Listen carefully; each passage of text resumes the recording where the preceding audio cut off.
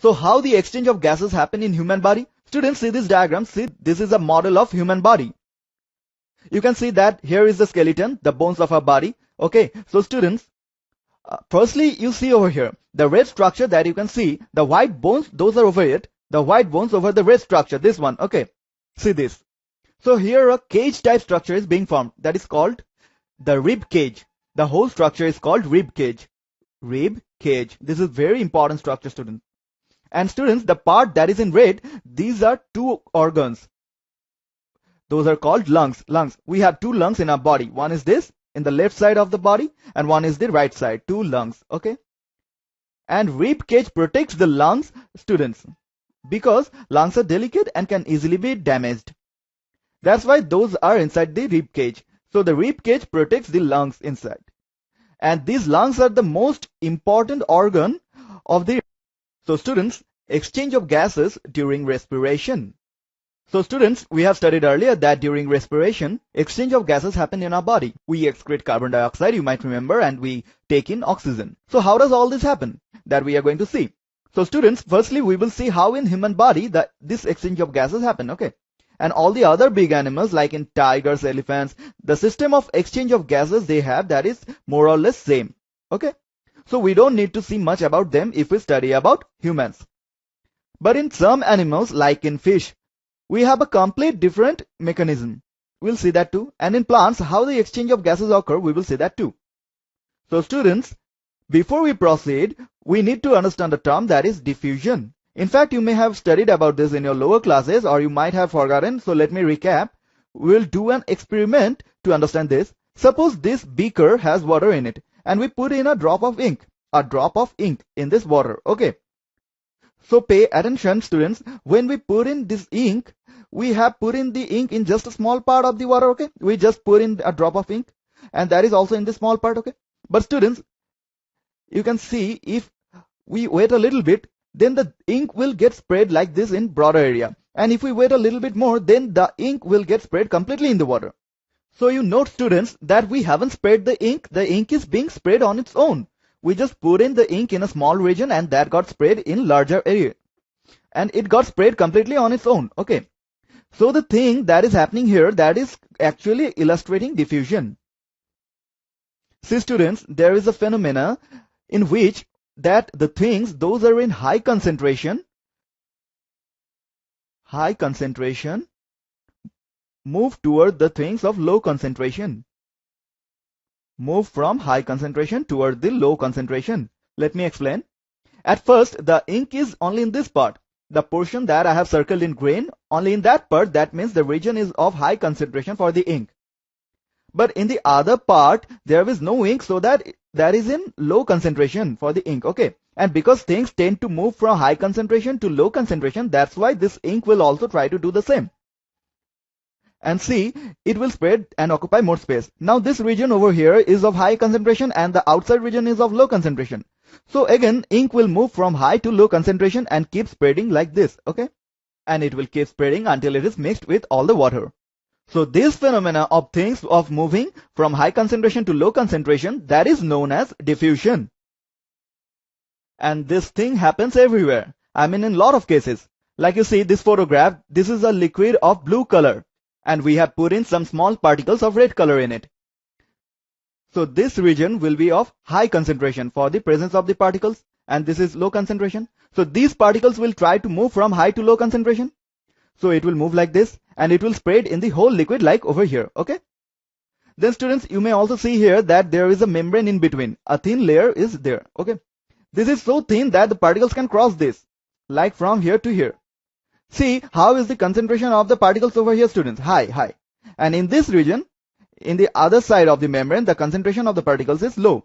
So students, what will happen here? Particles will try to move from high concentration to low. Something like this. So the particles will come towards this side and after a while the particles will increase over here. Okay. So the phenomena of this diffusion also happens in our body. And this is a very important phenomena. In fact, not only in our body but in other animals and plants' body too.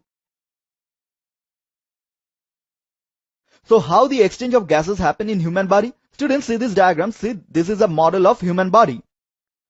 You can see that here is the skeleton, the bones of our body. Okay. So students, Firstly, you see over here, the red structure that you can see, the white bones, those are over it. The white bones over the red structure, this one, okay. See this. So here a cage type structure is being formed. That is called the rib cage. The whole structure is called rib cage. Rib cage. This is very important structure, students. And students, the part that is in red, these are two organs. Those are called lungs. Lungs. We have two lungs in our body. One is this in the left side of the body and one is the right side. Two lungs. Okay. And rib cage protects the lungs, students, because lungs are delicate and can easily be damaged. That's why those are inside the rib cage. So the rib cage protects the lungs inside. And these lungs are the most important organ of the respiratory system. Okay. The exchange of gases that happen in our body, the most important organ in that process is lung. That's why I'm telling you about it before anything else. Then students, see, this is the diaphragm. We have seen earlier about it. It's a shield-like structure. So students, you can see that over this diaphragm, there are lungs inside the rib cage. And below the diaphragm, you may find something like the intestine. See, this is the small intestine and this is the large intestine. Large intestine. We have already studied about this before. So students, we can write here that lungs are inside rib cage. Okay. Over the diaphragm, in the chest cavity. The cavity over here, students, over the diaphragm, inside the rib cage, over the diaphragm, inside the rib cage, the cavity that is here, the space that has the lungs, that place is called the chest cavity. A very simple thing, the cavity is situated at the chest region, so this is called chest cavity and lungs are located here. And this chest cavity is also technically known as thoracic cavity. So students, the things that I wanted to tell you is that the organs named lungs are two in number and where are they located? And those are the most important organ of our respiratory system, students. Okay. And why is that most important? That you will understand in some time. Now students, I'm gonna show you another photograph. See with attention. Don't get confused. Don't get confused at all. So students, first of all, see this diagram. Concentrate on this. You may understand that this one, or this one too. These two are our lungs. Okay. I haven't made the rib cage here because if I make that, then this diagram will become unnecessarily complicated. The thing that is below here, that is our stomach. Okay. So students, I want to tell you that the organs of digestive system and the lungs, what is the relative position of those? Okay. You can see that the stomach is under the lungs and the red color layer that you can see, can you guess what is that? That is diaphragm. Diaphragm. Okay. So below the diaphragm, we have our digestive system, stomach and intestine below that. And over the diaphragm, there is the respiratory system. You see, there are the lungs. Okay. Now see students, what happens here? How food enters our body that we have already studied. See this mouth. Through this mouth, food enters our body. And then through this path, it comes down. The tube is not being shown. And then through this, the food comes down. Okay. And the pipe over here, what is this called? Can you remember? This is called food pipe. Food pipe. Esophagus. Okay. So through this way, food comes down in our body, comes to the stomach and go even downwards. Now see how air comes down in our body, how that enters. You may understand. Through this nose, air comes inside our body and then like this, through this path, it comes downwards. Now see over here, the way of food and air, the path that is being overlapped.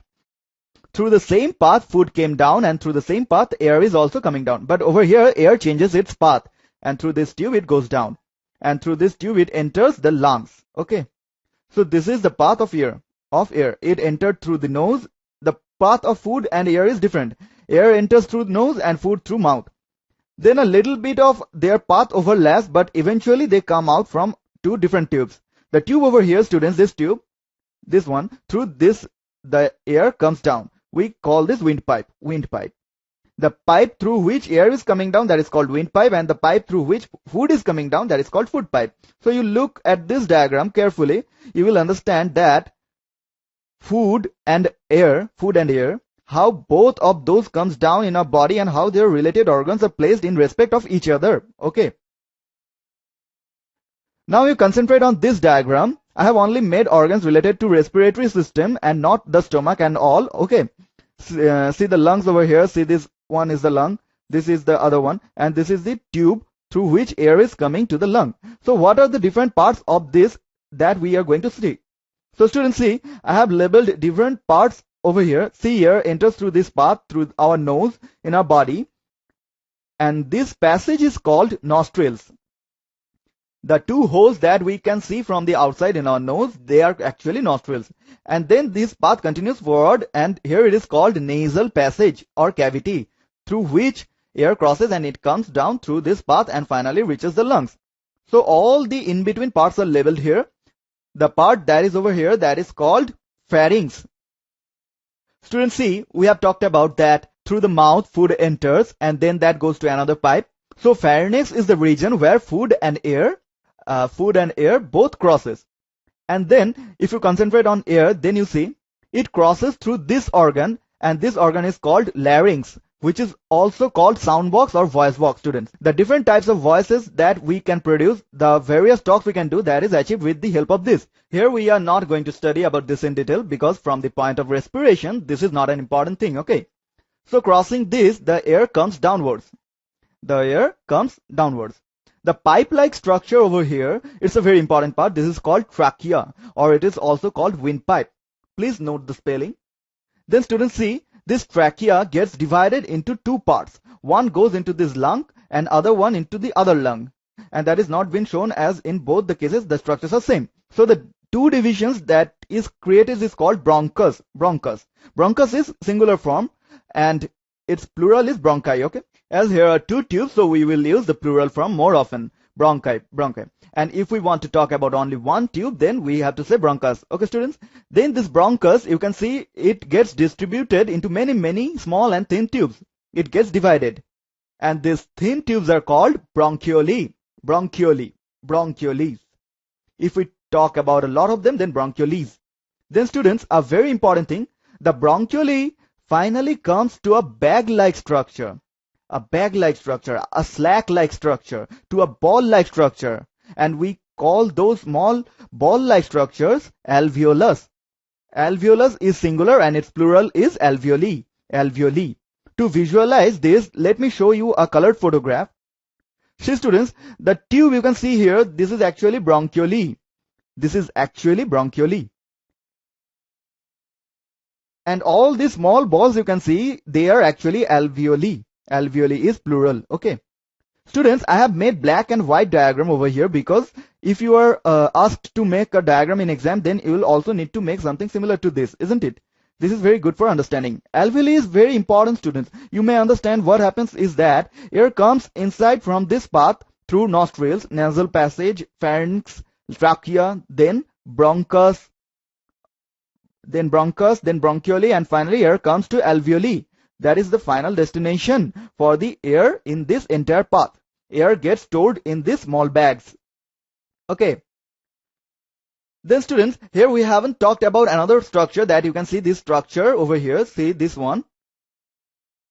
This is called bony palate. This is structure of bone, students, which separates the air passage and the food passage so that they do not get mixed. So here are one or two more things that I would like to note. First thing is, students, see this. Nostrils or the nasal passage, they have mucus and hair. In nostrils, we have mucus and hair that you can see, and they have some particular purpose, students. The air that we intake in our body, that may contain a lot of dust particles due to pollution, okay? That shouldn't reach our lungs, otherwise lungs may get harmed. So this hair and mucus trap those dust particles so that only the fresh air can go inside. So this is the role of mucus and hair. So mucus and hair in nostrils and nasal passage blocks dust particles from reaching to lungs. Then students, see, here is another term about which we haven't talked till now, rings of cartilage. Okay, see these tubes has some ring-like structures around it. These are made of cartilage, students. Cartilage is a sort of soft bone. You can say that cartilage is something that is like a soft bone, okay? So you can see these are all around the windpipe, and they kind of provide protection to the windpipe and also provide toughness so that the windpipe never gets collapsed. So we can write rings of cartilage prevent collapsing of trachea in any situation. And then finally, students, I would like to write another thing. The lungs have a membrane-like structure around it, which sort of protects the lungs, that you can say. which is called pleura. Okay, this is a membrane covering lungs. Okay, students. Okay, so we have understood till now that how air comes and gets stored in these sacs. But after that, after reaching these alveoli, what happens to it? That is what we want to see. To understand that, students, we will make a magnified view of an alveoli. Okay, we will make a magnified view of an alveolus. And the tube that is attached with it, which tube is that? Bronchioli. Okay, through this air comes and gets stored in this, which contains a lot of oxygen. As if the air is coming from the atmosphere, and we all know that it has 21% of oxygen. This oxygen is very useful to us, students. You remember the aerobic respiration. Aerobic respiration, we have studied in that chemical reaction occurs with the help of oxygen and energy is produced, and our body uses that energy. Can you remember? So this oxygen gets used in that. But students, here is a problem, that the aerobic respiration that happens in which place of our body that takes place? That happens in different parts of the body, in different cells. Like if we are doing an activity with our hand, then the cells of our hand will need a lot of energy. So in these cells, aerobic respiration starts to happen. That means these cells need oxygen. So the point is, from these alveoli, how oxygen reaches the cells. How does it reach? That we will see. For this moment, suppose somehow oxygen reached these cells. How does it reach? That we will see. But what will happen after it reaches? Here a chemical reaction will occur through which energy will get produced, which will be useful for our body. And students, you may remember that carbon dioxide also gets produced in that chemical reaction of aerobic respiration. And that carbon dioxide is a waste product which needs to be extracted from our body. So what happens? The carbon dioxide that gets created in the cells, because the reaction is taking place in cells, somehow that comes back to the alveoli. Okay. And then through the path oxygen came inside, through the same path carbon dioxide gets extracted, students. So you can understand the overall process that oxygen rich air that comes inside our body through this path reaches the alveoli, and that somehow reaches the cell of body. There the chemical reactions of aerobic respiration takes place that we have studied, through which energy gets produced, but in that reaction carbon dioxide gets produced, which we need to extract from our body. So from the cell, somehow that carbon dioxide reaches these alveoli, and from the alveoli, through the same path, through the exact same path, it gets extracted from the body. Okay. So this is the overall process of respiration. In this, the thing that we haven't seen yet is that how the gases reach the cells of our body. So let's see. Students, concentrate on this photograph. See, this is the bronchioli, and it has many air sacs attached with it. That is called alveoli. Alveoli. Okay.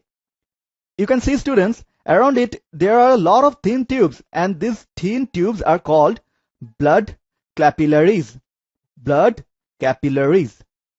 See, we will discuss about blood and blood capillaries in detail in the upcoming lectures of the chapter circulatory system. Circulatory system. Here we will discuss in less detail. Okay. So these thin blood capillaries, these crosses over the alveoli like this. Capillary means thin tube. Capillary means thin tube. Okay. These capillaries have another important factor. These are thin and blood crosses through these. Blood crosses through these. But the walls of these are also very thin. Thin walls. The walls these have are really thin. The reason behind this is that through these walls, gas can get diffused. Gas can flow from outside to inside and the other way. Thin wall. And if these were very thick walls, then what would have happened? Exchange of gas couldn't have happened. So as these are thin, that's why the exchange of gas can happen through this. See, students, you may also notice another thing over here, that these tubes are of two colors. One is in blue and another one is in red. See, what's happening is that blood is coming from here. Okay. Blood is coming, and that gets divided into these thin capillaries, and after being collected, it's getting back through these tubes. But the incoming blood is different, and the outgoing blood is also a little bit different. In the incoming blood, a lot of carbon dioxide is mixed, and in the outgoing blood, it has a lot of oxygen. So generally, in biology, students, the blood that contains a lot of oxygen, that is generally represented with red. And the blood that contains a lot of carbon dioxide, that is generally represented with blue. It's not like that the blood seems blue. Blood is always red. Yes, this is true that the oxygen-rich blood will seem brighter and the carbon dioxide-rich blood will look a little bit dull. dark, okay, and it doesn't look blue, but still in biology that is represented in blue so that it can get easier to understand. Now see what happens. From here the blood comes in which a lot of carbon dioxide is mixed, and see when it will pass over the alveoli, and alveoli contains a lot of oxygen. A lot of oxygen is there and carbon dioxide is very less. So here the process of diffusion gets started. So through this blue tube, carbon dioxide gets diffused and gets inside the alveoli, okay. Carbon dioxide to alveoli, okay. Being diffused. Diffusion, okay. By diffusion. The blood that is coming, in that carbon dioxide is in high concentration, okay. And in the alveoli, oxygen is more and carbon dioxide is less. So carbon dioxide will go from high concentration to low concentration through diffusion. Okay. At the same time, in the alveoli, oxygen is in high concentration. Inside the alveoli, oxygen is in high concentration. The oxygen gets extracted and it comes inside these capillaries. So now the blood that is coming out of this place, that contains a lot of oxygen. So you may understand what is happening here. Diffusion is playing a very important role over here. Blood comes with carbon dioxide, and through diffusion it leaves the carbon dioxide in the alveoli, and from that place it picks up oxygen and it flows away with the oxygen. Now students, this blood will reach to different parts of the body, and when that will reach the different parts, it will also bring blood to those parts. So in this way, when blood capillaries will reach here, the cells, then they will bring oxygen. Now students, let's talk about the cells in detail. Pay attention. These are a little bit difficult. You will get to understand in circulatory system in detail, where we will discuss again. The cells we have, around them, there are blood capillaries like this. Around them, there are blood capillaries. Like this.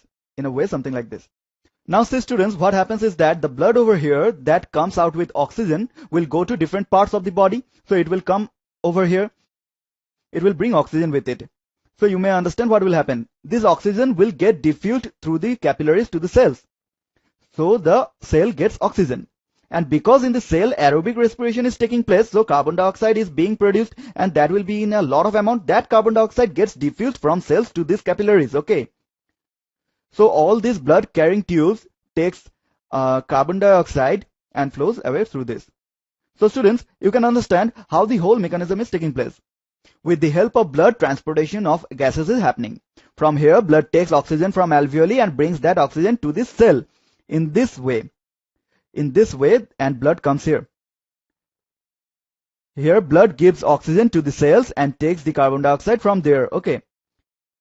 It takes carbon dioxide and again comes back to the alveoli. It gives the carbon dioxide in alveoli, and the carbon dioxide that comes in alveoli, that gets extracted through this way, students.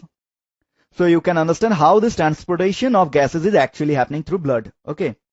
If you didn't get this part fully, then you don't need to get tensed. You can always go back and reverse the video. And even though you cannot understand, then in the chapter of circulatory system, you will see all this in much more detail. Here, if you can at least understand that this exchange of gases from alveoli to the cells of oxygen and carbon dioxide, that is actually happening through blood, then that is sufficient. That is sufficient, okay. So students, what is the full process here? We intake oxygen-rich air through this part.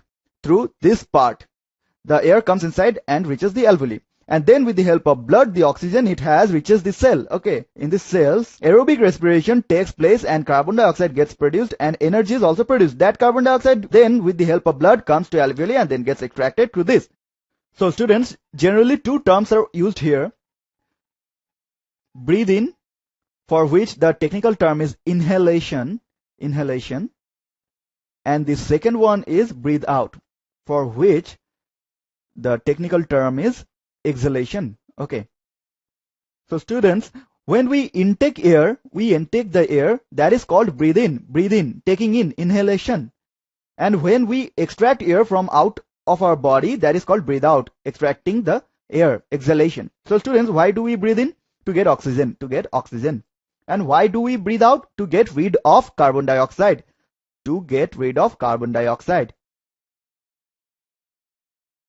Now students, let's see an interesting thing over here that you might understand, that the air we take in students, the air we take in is the air of atmosphere. How much amount of oxygen is in there? you know that it has 21% oxygen in it. If we are intaking oxygen from the atmosphere, then it has 21% of oxygen in it. And if we talk about carbon dioxide, then it is very less, 0.04%. There is also water vapor. Water vapor is also present very less. There are nitrogen and other gases too, but they don't have any important role here. So we are not talking about those. So when we breathe in and the air we intake that contains a lot of oxygen, less carbon dioxide, and water vapor is also very less. But students, the air we breathe out that we extract, what may happen there? What do you think? Does that also contain this much amount of oxygen, 21%? No, students, obviously the amount of oxygen is very less in that. It's around 16%. And why does this happen? Because we breathe in, that time it has a lot of oxygen, but we use some of it in the aerobic respiration, isn't it? Some of the oxygen gets used in aerobic respiration. That's why very little oxygen gets left. The air that is coming out contains less oxygen. And what is your thoughts about the carbon dioxide? That must have increased as carbon dioxide is produced. So it must have increased. It is produced in our cells and gets put in our alveoli. So carbon dioxide gets increased and becomes 4.4%. Okay. And what do you think about water vapor, students? The air we are intaking that contains very little amount of water vapor. Okay. But the air we breathe out, what will happen in that? Think and tell. Students, water vapor is very high in the air we breathe out. Let me remind you a little bit that the aerobic respiration that takes place, in that energy is produced, carbon dioxide, and also water is produced, students. Water is also produced, as that is not harmful, and that's why we don't discuss about it that much. So the water that is produced in the process, that is also gets extracted from our lungs in the form of water vapor. That also gets extracted in some amount.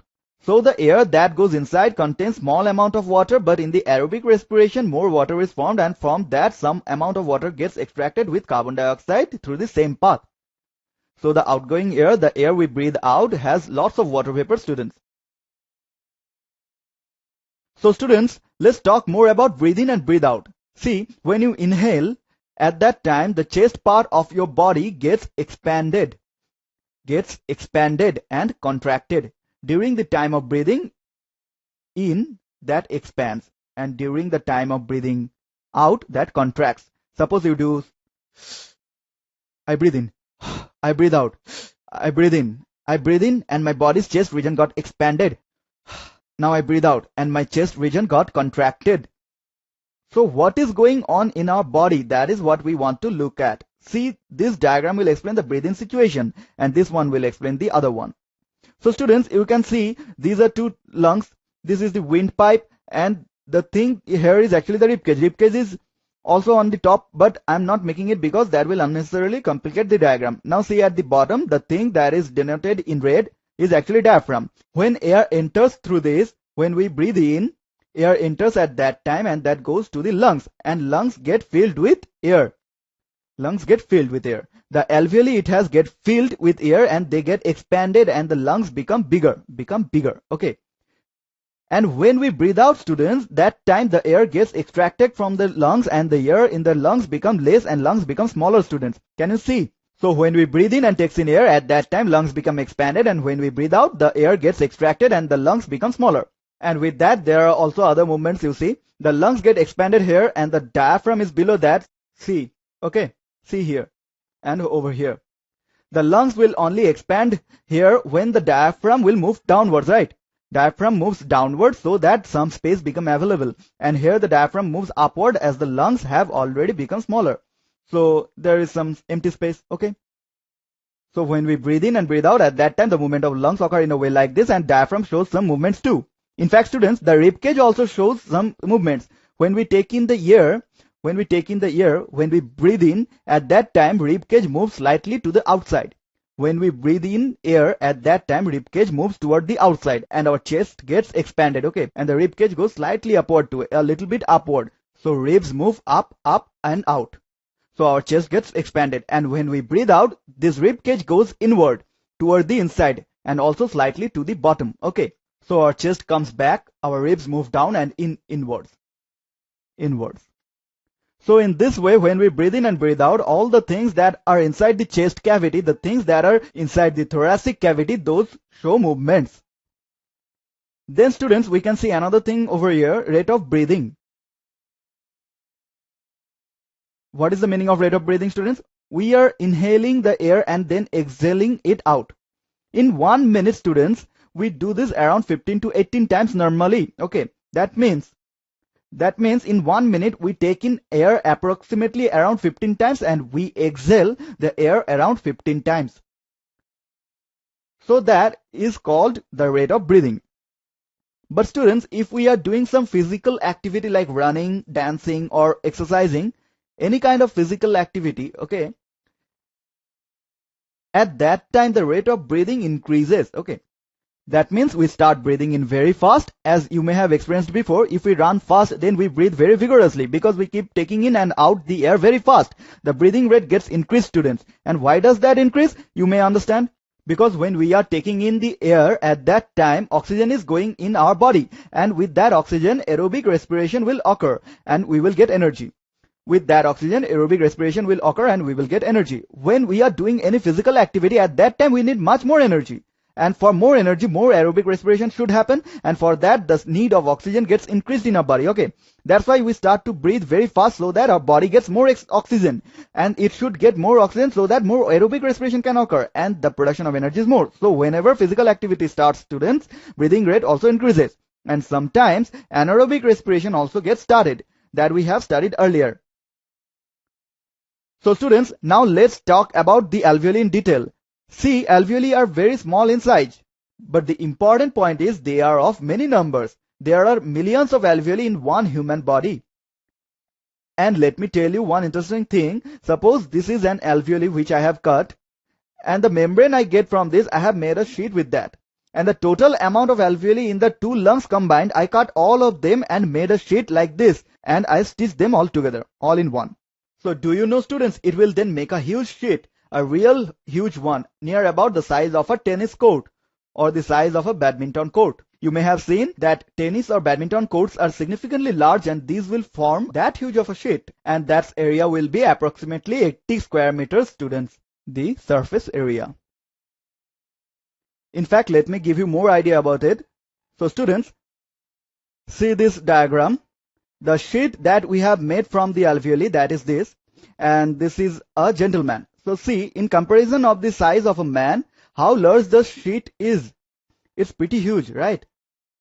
So in fact, the thing I want to tell is the combined surface area of all the alveoli is pretty huge. It has a very important significance too. As if these alveoli were of small numbers, then we would have taken a small amount of oxygen only. We would have taken small amount of oxygen every time we breathe in, if there were a small number of alveoli. Okay. But because there are a lot of alveoli, their surface area is also large, so when we breathe in, we can take a lot of oxygen. And for taking a lot of oxygen makes us do the aerobic respiration in large amount. Means the production of energy in our body is also very high, which is very important for our body. Okay. That is indeed very important for our body. If the surface area of alveoli in our body was small, then we would have taken small amount of oxygen. Aerobic respiration would have happened less, energy would have produced less in our body, and then we would have felt lazy all the time, as because the energy would have decreased in our body. Okay. So the large surface area of alveoli is actually very important. Okay, students. Okay. Before we move on, let's see a simple question that is very important from the examination point of view. Name the red pigment in blood. Okay. There is some red pigment in blood, the name of which we need to answer. It is quite obvious that in blood there may be some red pigment because blood is actually of red color. So it might have some pigment of a red color because of which blood might get its red color. So name the red pigment in blood which plays vital role in carrying oxygen from alveoli to body parts. So we have seen, students, how oxygen goes from alveoli to different parts of the body through blood. Okay. So now we see there is a pigment of red color in blood which plays a very important role here. What is its name, students? This is a frequent type question you should always remember. That is hemoglobin. There is a red pigment in blood that is called hemoglobin. It plays a very vital role. I can also tell you in brief that what happens. However, this is not so important at all. See, students, what we have seen that blood comes from here carrying CO2 and it goes from here carrying oxygen. Okay. So what happened here that in alveoli, inside alveoli, the concentration of oxygen was high. So the oxygen got diffused. Oxygen got diffused from alveoli to blood capillaries. These are called blood capillaries, and it came in these blood capillaries. The oxygen got diffused from the alveoli and comes to the blood capillaries because the blood capillaries are so thin and it's easy to get in through this. Now see students, it comes inside the blood capillaries. But the blood that is inside, that needs to be mixed with this blood. That needs to be mixed with blood, and only then it can flow with the blood. Okay. It needs to get mixed with blood. So to get mixed in the blood, hemoglobin helps it a lot, if you can imagine, and in this part hemoglobin has a very important role in mixing that oxygen into blood. Okay. Here we don't have the aim to study this in detail. These are all parts of circulatory system. We are just seeing this briefly over here. That the oxygen that comes in the blood capillaries, hemoglobin, you can think that it mixes that in the blood so that wherever blood goes, oxygen can also go along with it. Okay. So students, we can write here, hemoglobin plays vital role in transport of oxygen in body through blood. So students, we have seen that in the process of respiration, we human beings produce carbon dioxide. So now we will see a small experiment here through which we can be convinced that our body actually produces carbon dioxide, students. See, this is a very simple setup. We have taken two test tubes, okay. We have put in a liquid in both of these, which is called lime water. And what is this liquid? I will tell you. See students, here is a syringe. We play with this in Holi. We have said that here like this, okay. And students, here is a straw in which we are going to blow with our mouth. Okay. So first of all, let's see what is lime water. What is lime water? Basically, the lime water over here is nothing but water plus calcium hydroxide. Calcium hydroxide. Okay. If we mix calcium hydroxide in water and the solution we get is called lime water, students. Now you may think, what is calcium hydroxide? This is a chemical, students. You can get this in market. You can buy this. This is safe and is not at all dangerous. You buy this chemical, mix it with water, and the solution you will get is called lime water. Or if your school has laboratory, there you can also find lime water, students. So here we have put in that lime water. Lime water is colorless, students. Colorless. Okay. Colorless. Just like water. Okay. Water is colorless. Water is also colorless. And if we mix calcium hydroxide with it, still it will be colorless. Okay. Now students, with the help of this syringe, what we are going to do? We are going to add air in the lime water. So here the air that goes inside, that will be atmospheric air. Air from atmosphere. Air from atmosphere. Okay. The air that we will add through this syringe, that takes the air from the atmosphere and extracts it at this end. Okay. Air from the atmosphere will go into this lime water. And students, what are we doing here? We are blowing here. As we are blowing here, so from our lungs, air will come out from our lungs, and through this straw, it will go into this lime water. This is air from our lungs. Air from our lungs. Okay, students. So when you are doing this, after a while, you will see the lime water that is here will become slightly milky. Slightly milky. And the lime water that is here will become much more milky. Highly milky. It will become highly milky. Okay. So what is the meaning of being milky? Let me tell you. See this photograph over here, students. The liquid that you can see here in this first photograph, that is actually lime water. As I had told you that lime water is colorless. Okay. In this test tube, the lime water becomes light milky, means this one. See, this gets slightly milky. And the lime water that is in this test tube, students, that gets much more milky. See this one. This is highly milky. Highly milky. Okay, students. So we have conducted this experiment and we have seen that the lime water that is over here becomes slightly milky when the air from atmosphere goes into it. And the lime water that is over here, that gets much more milky when the air that comes out of our mouth goes into it. So what is being proved from this, students? So students, carbon dioxide has a property that when carbon dioxide passes through lime water, carbon dioxide has such property that when it passes through lime water, lime water turns milky. It makes the lime water milky. Such is the property of carbon dioxide. When we pass carbon dioxide through lime water, at that time it reacts chemically with the lime water, and for that reason lime water turns milky, students. So see, here it becomes slightly milky and here much more milky. From this, what can be concluded? From this we can conclude that here a little amount of carbon dioxide may have passed through, less carbon dioxide, and here it is much more milky. That means more carbon dioxide has passed through, more carbon dioxide passed. So that means, students, the air that comes from the atmosphere contains less carbon dioxide, and the air that comes from our lungs, that contains much more carbon dioxide. And how come it gets the extra carbon dioxide? It gets the extra carbon dioxide as because of our body produces carbon dioxide, students. Okay.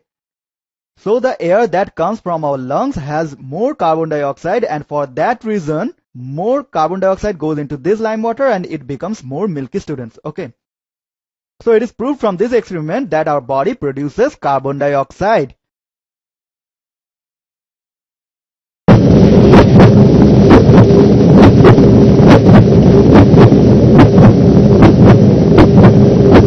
Okay, ladies and gentlemen, let's start the new thing that is called human circulatory system. Students, ये जो sound आप सुन रहे हैं वो हमारे दिल के धड़कने की साउंड है. हमारा जो हार्ट होता है वो हमारी बॉडी का एक बहुत ही इंपॉर्टेंट ऑर्गन है स्टूडेंट्स. वो अगर मैल फंक्शन करने लग जाए तो हमारी बहुत जल्दी ही डेथ हो जाती है. तो स्टूडेंट्स, वो क्या काम करता है, कैसे काम करता है, that is what we are going to see in this part of our chapter. तो स्टूडेंट्स, ह्यूमन सर्कुलेटरी सिस्टम क्या होता है उसको समझने के लिए एक छोटा सा एग्जांपल लेते हैं. देखो, वाटर सप्लाई सिस्टम. स्टूडेंट्स, हमारे घरों में वाटर की सप्लाई होती है. कैसे होती है थोड़ा सा ब्रीफली देखें. स्टूडेंट्स, एक मशीन होती है सबसे पहले तो, जिसको हम मोटर बोलते हैं जनरली, मोटर. ठीक है स्टूडेंट, वो क्या करता है, वो पंपिंग करता है, पंप करता है. पंप, ये थोड़ा इंपॉर्टेंट वर्ड है इस चैप्टर में. कई बार आप इस वर्ड को देखेंगे, इसको ध्यान से देखें. ये पंप करता है, वाटर को पंप करता है स्टूडेंट्स. ठीक, तो जब ये मोटर चलता है तो ये वाटर को पंप करता है, जिसके कारण वाटर इन ट्यूब से होते हुए हमारे घर के डिफरेंट डिफरेंट पार्ट्स तक पहुंचती है. जैसे आप देख सकते हो यहां पर जो वाटर है वो शावर से गिर रहा है स्टूडेंट्स. ठीक, तो ये हमारा वाटर सप्लाई सिस्टम है, जिसमें मेजर 3 चीजें हैं. मोटर्स, ये ट्यूब्स जिनसे वाटर फ्लो कर रहा है, और ऑब्वियसली वाटर खुद जो कि फ्लो कर रहा है. That is obviously the most important thing. तो स्टूडेंट्स, अब ये हमारा जो ह्यूमन सर्कुलेटरी सिस्टम होता है वो कुछ कुछ इस वाटर सप्लाई सिस्टम की तरह ही होता है. पहले तो मैं आपको बताऊं, जिस तरीके से यहां वाटर का फ्लो हो रहा था हाउस में, वैसे यहां पे हमारे बॉडी में स्टूडेंट्स ब्लड का फ्लो होता है. ब्लड का फ्लो होता है. ब्लड भी एक लिक्विड है, उसका हमारे बॉडी में फ्लो होता है, और इन ट्यूब्स के थ्रू होता है. जो ट्यूब्स आप रेड और ब्लू में देख रहे होंगे, उनसे ब्लड हमारे बॉडी के डिफरेंट डिफरेंट पार्ट्स में फ्लो कर पाती है. जो काम यहां पे स्टूडेंट्स मोटर कर रहा था पंप करने का, वो यहां पे ये ऑर्गन करता है, which is actually called heart. ठीक है, तो स्टूडेंट्स आप समझ गए होंगे यहां पे क्या होता है. जैसे यहां पे मोटर वाटर को पंप कर रहा था थ्रू दीज ट्यूब्स, वैसे यहां पे जो हार्ट नाम का ऑर्गन होता है वो ब्लड को पंप करता है through these tubes in our body students. ठीक है, तो देखा जाए तो यही मेनली हमारा सर्कुलेटरी सिस्टम होता है स्टूडेंट्स, और उसमें 3 मेजर चीजें होती हैं. सबसे पहले तो हार्ट, जो कि क्या कर रहा है, ब्लड को पंप कर रहा है.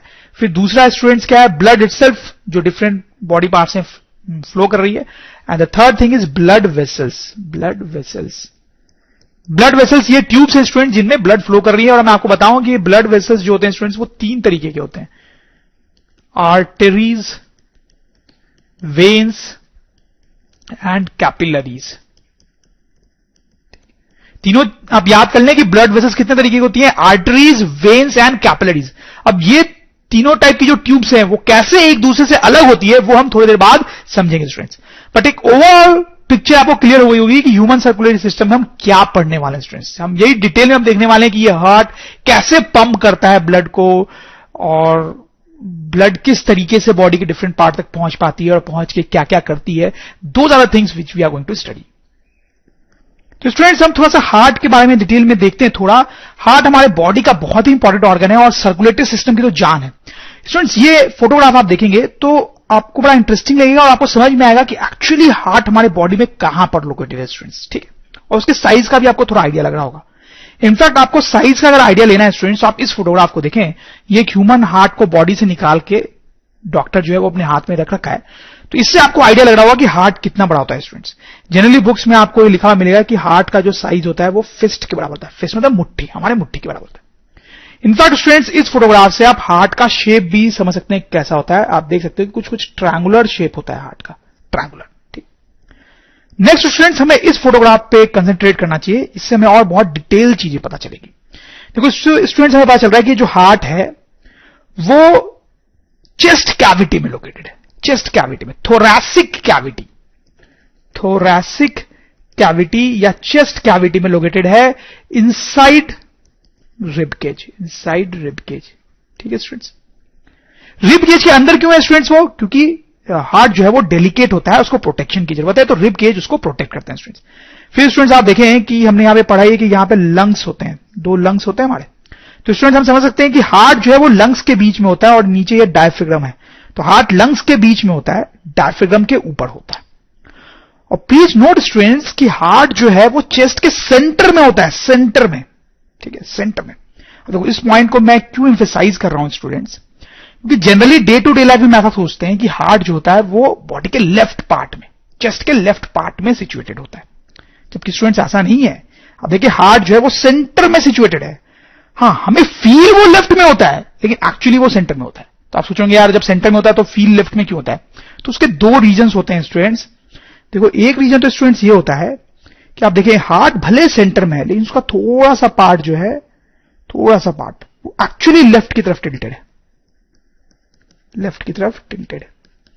ठीक है, तो major part of heart is at the centre but some part is tilted towards left.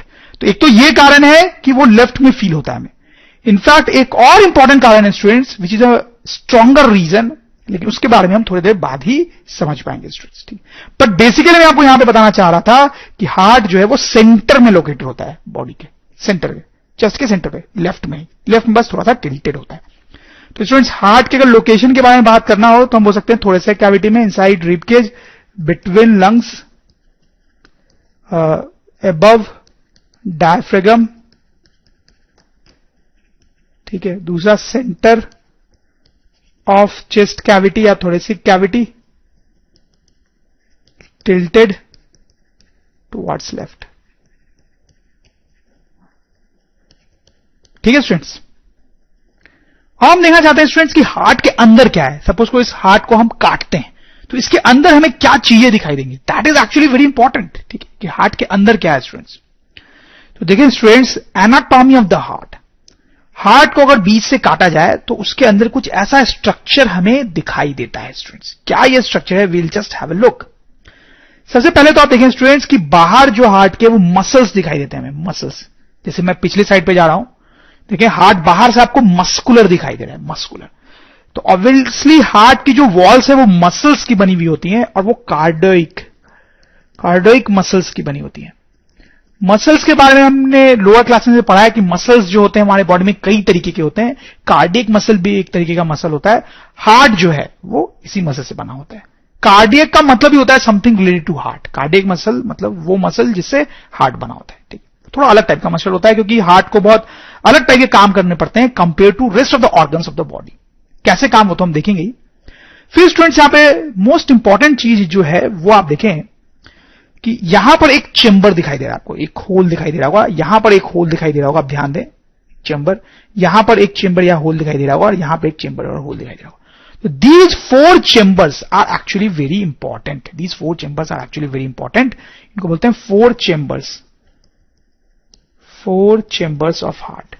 Heart में से 4 चेंबर्स या कंपार्टमेंट्स होते हैं स्टूडेंट्स। क्या क्या नाम होते हैं उनके देखें। जैसे ये जो चेंबर है स्टूडेंट्स उसको हम बोलते हैं right atrium, ATRIUM, right atrium. This compartment, this chamber is called right atrium. Atrium, please note the word. और ये जो कंपार्टमेंट है ये भी एट्रियम है, लेकिन ये लेफ्ट साइड में बॉडी के, इसलिए इसको बोलते हैं लेफ्ट एट्रियम। ठीक है स्टूडेंट्स। फिर ये दोनों, इनको बोलते हैं वेंट्रिकल्स। वेंट्रिकल्स, इसको बोलते हैं राइट वेंट्रिकल और इस चेंबर को बोलते हैं लेफ्ट वेंट्रिकल। वेंट्रिकल, ठीक है। तो these are the 4 chambers of the heart and that is a main thing in the heart. Right atrium, right ventricle. ठीक, left atrium and left ventricle.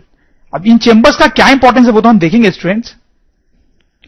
फिर आप यहां पे कुछ ट्यूब्स भी देख रहे होंगे, इनके बारे में हम बात करेंगे। These are actually blood vessels जो ब्लड कैरी करती हैं, हार्ट तक ब्लड लाती हैं या हार्ट से ब्लड ले जाती हैं। इन सब के बारे में हम डिटेल में बात करेंगे स्टूडेंट्स। कुछ और चीजें देखते हैं यहां पे स्टूडेंट्स। आप देखिए यहां पर एक लेयर दिखाई दे रही होगी स्टूडेंट्स आपको, ठीक है। ये जो लेयर है वो इस ट्यूब के पीछे भी है, इस ट्यूब के पीछे भी है, इसलिए हमें दिखाई नहीं रही है। ये जो लेयर है उसको स्टूडेंट्स बोला जाता है सेप्टम। ये जो है स्टूडेंट्स बेसिकली एक पार्टीशन है, पार्टीशन। कैसा पार्टीशन स्टूडेंट्स? तो देखें ये राइट एट्रियम, ये राइट वेंट्रिकल, तो ये जो है वो हार्ट का राइट पोर्शन है, ठीक है। ये दोनों मिलके, ये दोनों चेंबर्स मिलके, और ये दोनों चेंबर्स को देखें, left atrium and left ventricle, तो ये दोनों चेंबर्स मिलके हार्ट का लेफ्ट पार्ट कहलाते हैं, ठीक है। तो स्टूडेंट्स राइट पार्ट जो है और लेफ्ट पार्ट जो है उनके बीच में एक पार्टीशन होता है, पार्टीशन, वो है सेप्टम। इस पार्टीशन के कारण कोई भी चीज जो राइट पार्ट में है वो लेफ्ट में नहीं जा पाएगी, लेफ्ट में नहीं जा पाएगी, और जो लेफ्ट पार्ट में है वो राइट में नहीं जा पाएगी। तो this septum plays a very important role, ठीक है। अब स्टूडेंट्स देखिए यहां पर ये क्या चीज आपको दिखाई दे रही है, this is actually a valve. Valve क्या होता है स्टूडेंट्स? वाल्व ऐसी कोई चीज होती है जो वन वे फ्लो अलाउ करती है, one way flow of liquid.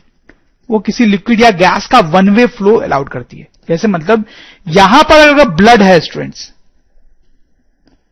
ठीक है, तो वो ब्लड जो है फ्लो होके यहां आ सकता है इस वाल्व से। राइट एट्रियम में कोई ब्लड है तो वो फ्लो होके राइट वेंट्रिकल में आ सकता है इस वाल्व से, लेकिन उल्टा फ्लो नहीं हो पाएगा, उल्टा फ्लो नहीं होने देता है वाल्व। इसका अपना एक इंपॉर्टेंस है जो आगे हम देखेंगे। उसी तरह से स्टूडेंट्स यहां पर भी एक वाल्व होता है बिटवीन दीज टू चेंबर्स। तो इसमें भी क्या होता है कि ब्लड अगर यहां पे है तो फ्लो के इस चेंबर में आ सकता है, लेकिन उल्टा फ्लो नहीं हो सकता है स्टूडेंट्स, ठीक है। तो आप देख सकते हैं यहां पर राइट एट्रियम और राइट वेंट्रिकल के बीच में एक वाल्व होता है। वैसे लेफ्ट एट्रियम और लेफ्ट वेंट्रिकल के बीच में भी एक वाल्व है स्टूडेंट्स, वन वे वाल्व। वैसे स्टूडेंट्स आप देखिए एक यहां पर भी वाल्व है, this once again a valve.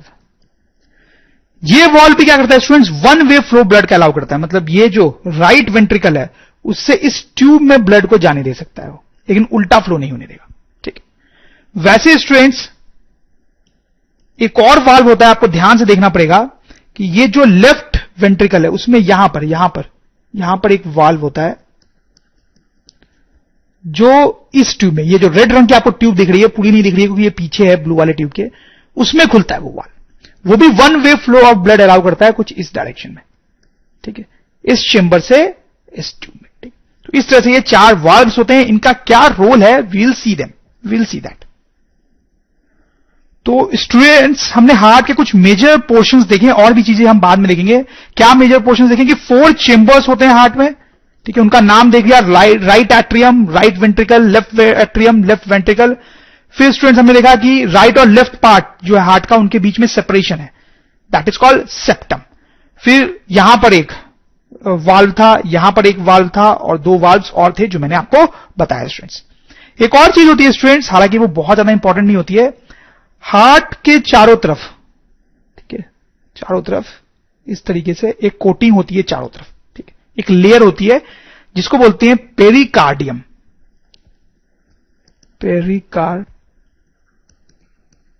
एक लेयर होती है पतली सी, पेरिकार्डियम बोलते हैं उसको। उसका मेजर काम होता है स्टूडेंट्स हार्ट को प्रोटेक्ट करना, और हार्ट को वो उसका शेप देती है, ठीक है, वो उसका शेप मेंटेन करती है। तो that is a layer called pericardium.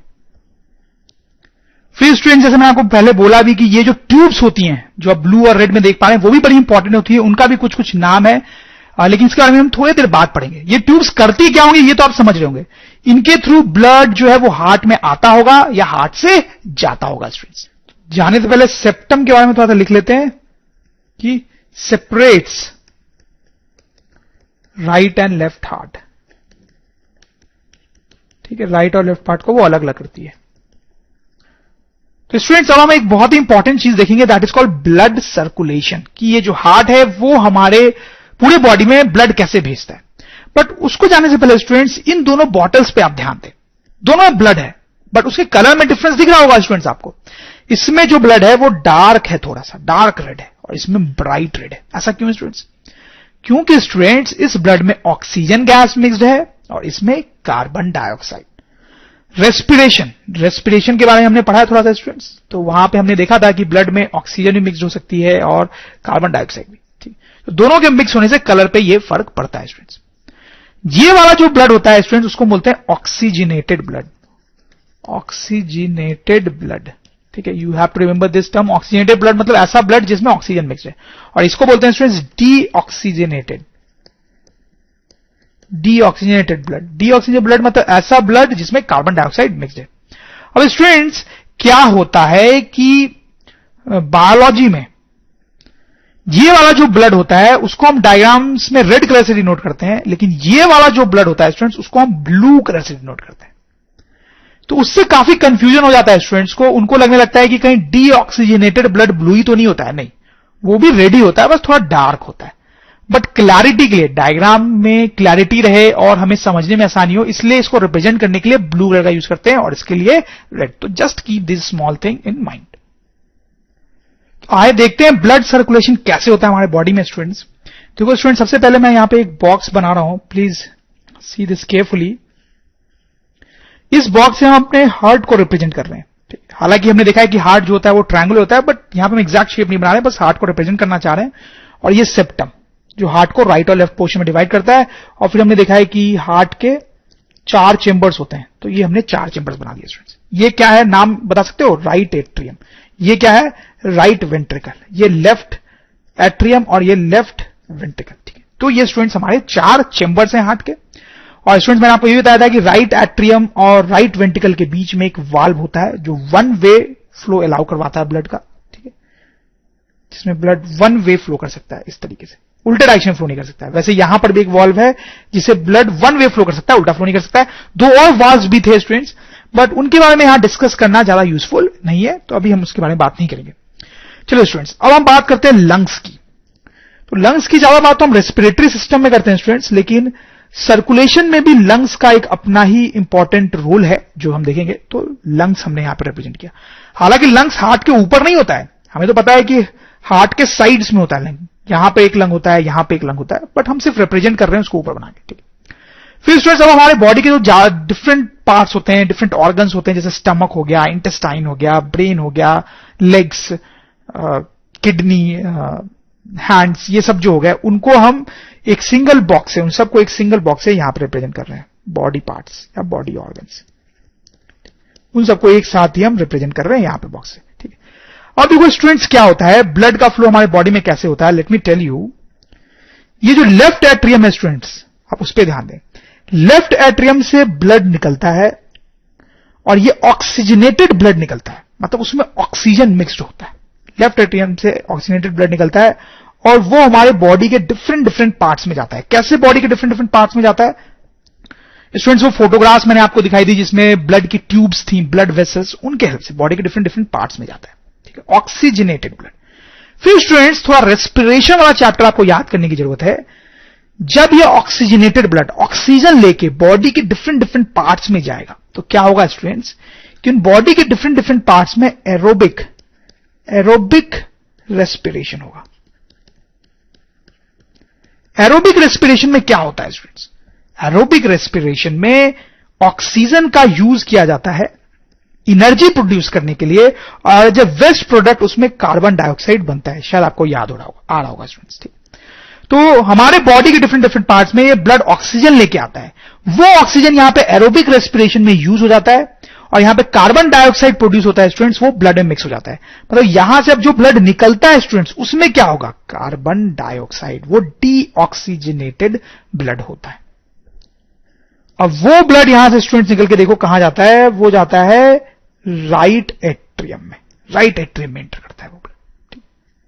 Left ventricle से निकला, बॉडी ऑर्गन्स में गया, फिर वहां पे कार्बन डाइऑक्साइड लेके राइट एट्रियम में जाता है, फिर राइट एट्रियम से वो इस वाल्व के थ्रू, दिस 1 वे वाल्व के थ्रू राइट वेंट्रिकल में आता है स्टूडेंट्स। फिर राइट वेंट्रिकल से स्टूडेंट्स वो ब्लड निकलता है और वेरी केयरफुली आप देखेंगे कि अब इसका क्या होगा, निकल के वो लंग्स की तरफ जाता है। लंग्स की तरफ जाता है और ये डीऑक्सीजनेटेड है, इसमें कार्बन डाइऑक्साइड।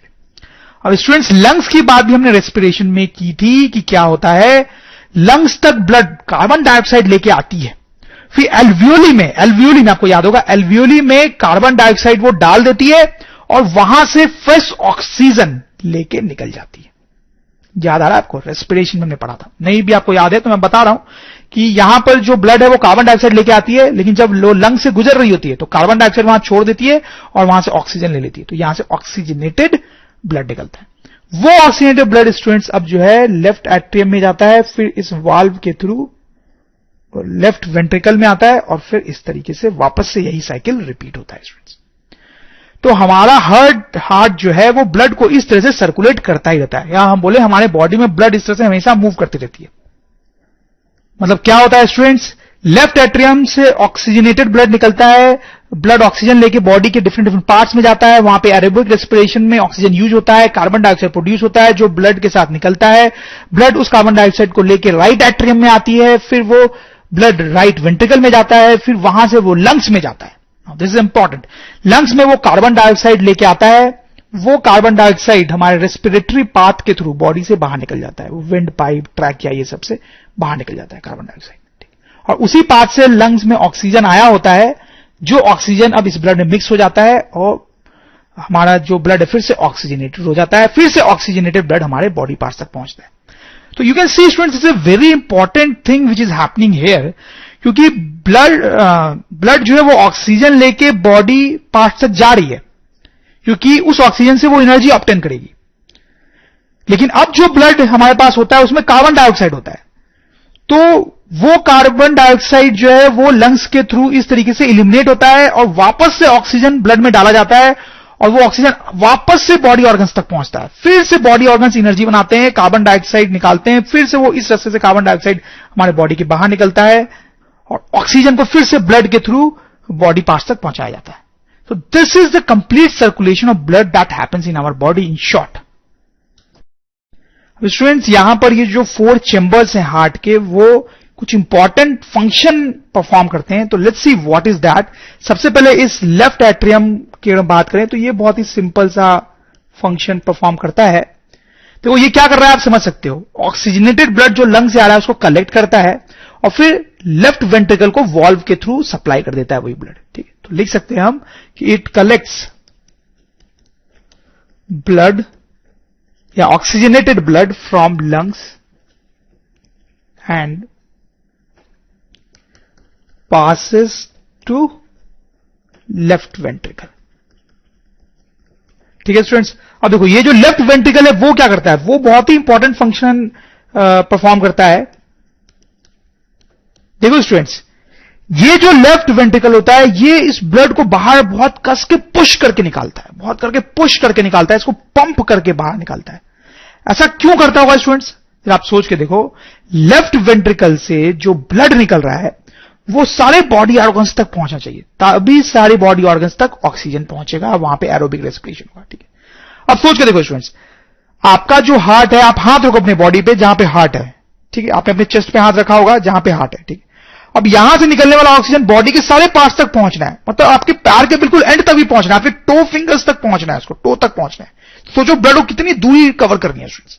इतना ही नहीं स्टूडेंट्स, इस ब्लड को ऊपर ही पहुंचना है आपके ब्रेन तक, हार्ट के ऊपर ब्रेन जो है उस तक भी पहुंचना है, तो वो बहुत डिफिकल्ट काम होता है स्टूडेंट्स। इसलिए ये जो लेफ्ट वेंट्रिकल है वो बहुत कस के पुश करता है ब्लड को बाहर, पंप करता है, ताकि ये ब्लड डिफरेंट बॉडी पार्ट्स तक आसानी से पहुंच सके। जैसे आप ये डायग्राम देखें, देखो स्टूडेंट्स, इस ट्यूब से जो वाटर निकल रहा है आप देखो बहुत दूर तक जा रहा है, लेकिन इस ट्यूब से जो वाटर निकल रहा है वो दूर तक नहीं जा रहा है। ऐसा क्यों, क्योंकि यहां पर जो वाटर बहुत फोर्स के साथ निकल रहा है उसको पंप किया गया बाहर, लेकिन यहां पर ऐसा नहीं हुआ।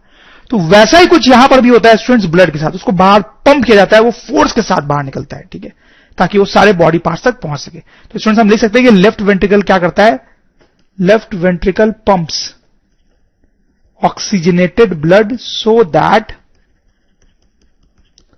It can reach all body parts. ठीक है स्टूडेंट्स, अब देखो स्टूडेंट्स, अब हम बात करते हैं इस राइट एट्रियम की, कि राइट एट्रियम क्या करता है। राइट एट्रियम, राइट एट्रियम आप देख सकते हैं स्टूडेंट्स, वो फिर से वही काम कर रहा है ऑलमोस्ट जैसा कि लेफ्ट एट्रियम कर रहा था। इस ब्लड को कलेक्ट करता है, जो बॉडी के डिफरेंट पार्ट से आता है, उस ब्लड को कलेक्ट करता है और फिर उस ब्लड को राइट वेंट्रिकल को पास कर देता है। तो collects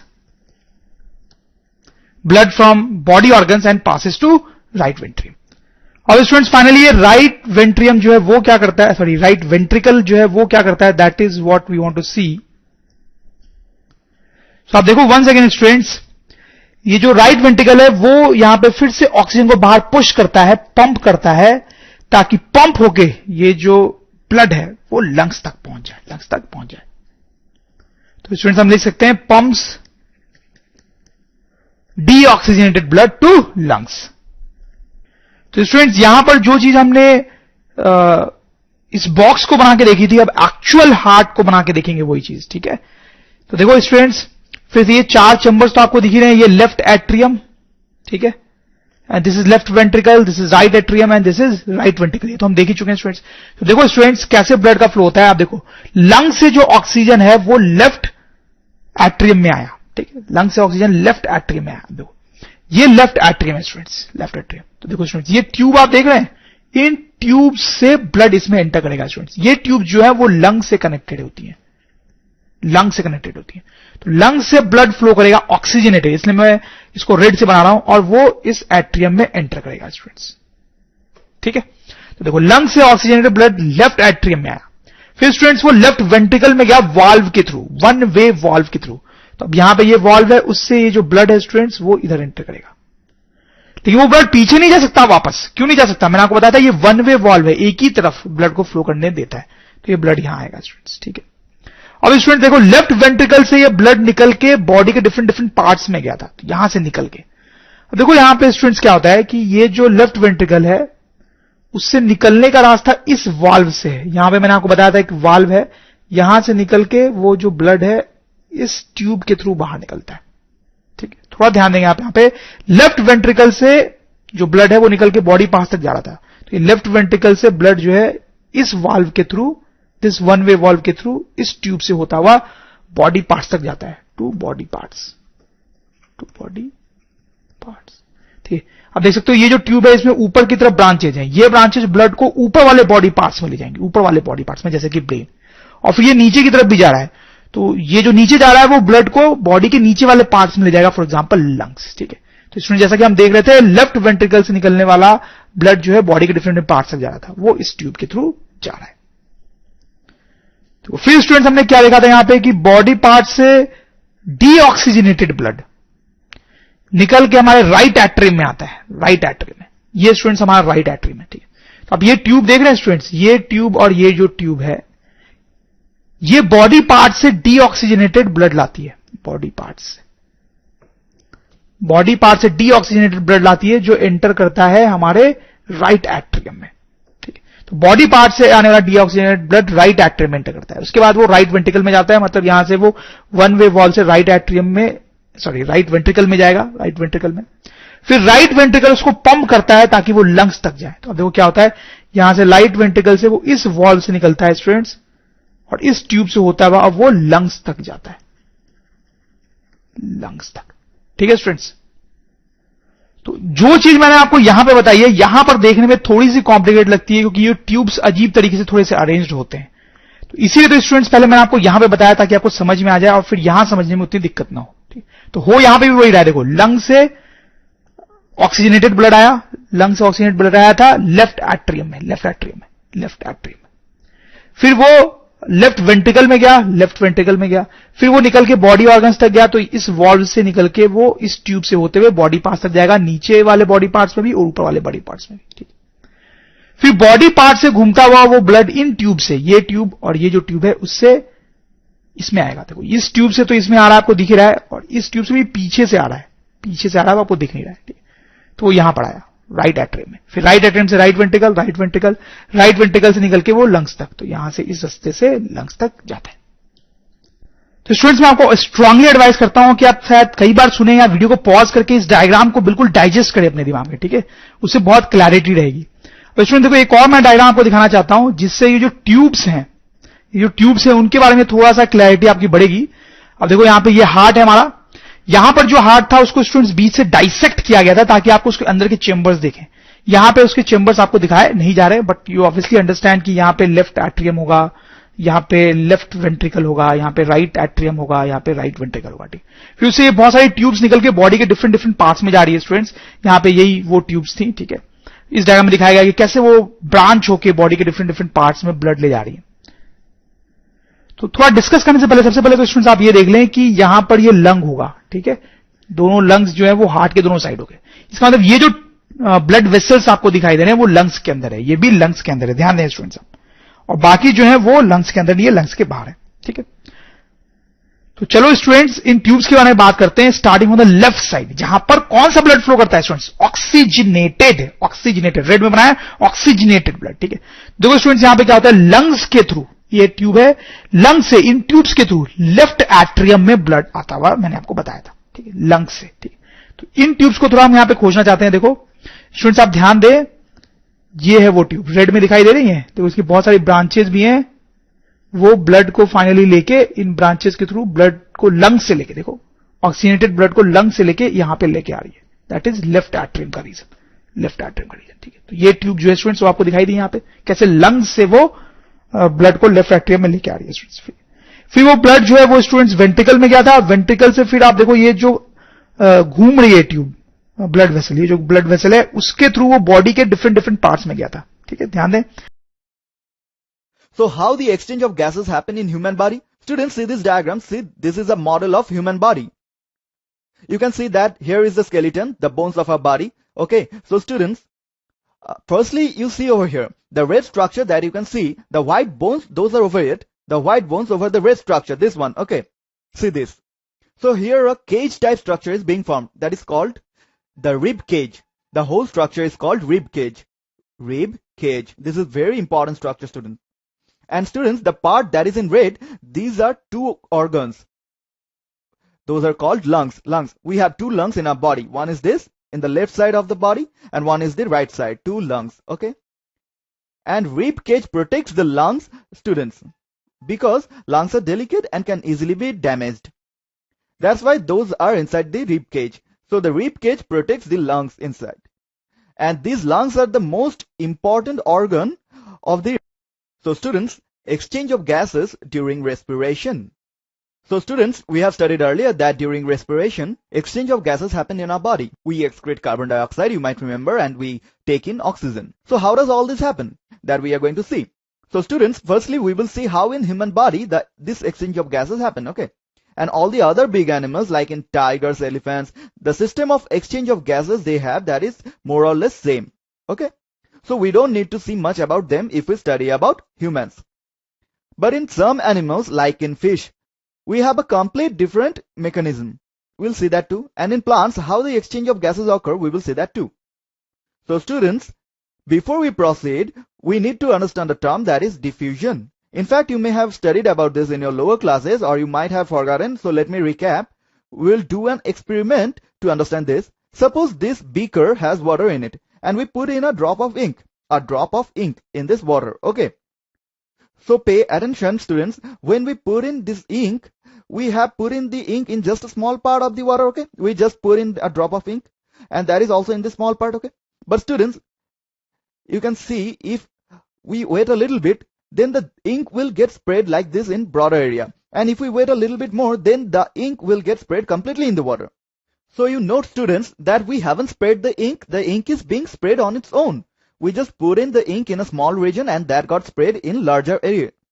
And it got spread completely on its own. Okay. So the thing that is happening here, that is actually illustrating diffusion. See students, there is a phenomena in which that the things, those are in high concentration, move toward the things of low concentration. Move from high concentration toward the low concentration. Let me explain. At first, the ink is only in this part. The portion that I have circled in green, only in that part, that means the region is of high concentration for the ink. But in the other part, there is no ink, so that is in low concentration for the ink. Okay. And because things tend to move from high concentration to low concentration, that's why this ink will also try to do the same. And see, it will spread and occupy more space. Now this region over here is of high concentration and the outside region is of low concentration. So again, ink will move from high to low concentration and keep spreading like this, okay? And it will keep spreading until it is mixed with all the water. So this phenomena of things of moving from high concentration to low concentration, that is known as diffusion. And this thing happens everywhere. I mean in a lot of cases. Like you see this photograph, this is a liquid of blue color. And we have put in some small particles of red color in it. So this region will be of high concentration for the presence of the particles. And this is low concentration. So these particles will try to move from high to low concentration. So it will move like this and it will spread in the whole liquid like over here, okay? Then students, you may also see here that there is a membrane in between. A thin layer is there, okay? This is so thin that the particles can cross this, like from here to here. See, how is the concentration of the particles over here, students? High. And in this region, in the other side of the membrane, the concentration of the particles is low. So students, what will happen here? Particles will try to move from high concentration to low. Something like this. So the particles will come towards this side and after a while the particles will increase over here, okay? So the phenomena of this diffusion also happens in our body. And this is a very important phenomena. In fact, not only in our body but in other animals and plants' body too. So how the exchange of gases happen in human body? Students, see this diagram. See, this is a model of human body. You can see that here is the skeleton, the bones of our body. Okay, so students, firstly, you see over here, the red structure that you can see, the white bones, those are over it. The white bones over the red structure, this one, okay. See this. So here a cage type structure is being formed. That is called the rib cage. The whole structure is called rib cage. Rib cage. This is very important structure, students. And students, the part that is in red, these are two organs. Those are called lungs. Lungs. We have two lungs in our body. One is this, in the left side of the body, and one is the right side. Two lungs, okay? And rib cage protects the lungs, students, because lungs are delicate and can easily be damaged. That's why those are inside the rib cage. So the rib cage protects the lungs inside. And these lungs are the most important organ of the respiratory system. Okay. The exchange of gases that happen in our body, the most important organ in that process is lung. That's why I'm telling you about it before anything else. Then students, see, this is the diaphragm. We have seen earlier about it. It's a shield-like structure. So students, you can see that over this diaphragm, there are lungs inside the rib cage. And below the diaphragm, you may find something like the intestine. See, this is the small intestine and this is the large intestine. Large intestine. We have already studied about this before. So students, we can write here that lungs are inside rib cage. Okay. Over the diaphragm, in the chest cavity. The cavity over here, students, over the diaphragm, inside the rib cage, over the diaphragm, inside the rib cage, the cavity that is here, the space that has the lungs, that place is called the chest cavity. A very simple thing, the cavity is situated at the chest region, so this is called chest cavity and lungs are located here. And this chest cavity is also technically known as thoracic cavity. So students, the things that I wanted to tell you is that the organs named lungs are 2 in number and where are they located? And those are the most important organ of our respiratory system, students. Okay. And why is that most important? That you will understand in some time. Now students, I'm gonna show you another photograph. See with attention. Don't get confused. Don't get confused at all. So students, first of all, see this diagram. Concentrate on this. You may understand that this one, or this one too. These two are our lungs. Okay. I haven't made the rib cage here because if I make that, then this diagram will become unnecessarily complicated. The thing that is below here, that is our stomach. Okay. So students, I want to tell you that the organs of digestive system and the lungs, what is the relative position of those? Okay. You can see that the stomach is under the lungs and the red color layer that you can see, can you guess what is that? That is diaphragm. Diaphragm. Okay. So below the diaphragm, we have our digestive system, stomach and intestine below that. And over the diaphragm, there is the respiratory system. You see, there are the lungs. Okay. Now see students, what happens here? How food enters our body that we have already studied. See this mouth. Through this mouth, food enters our body.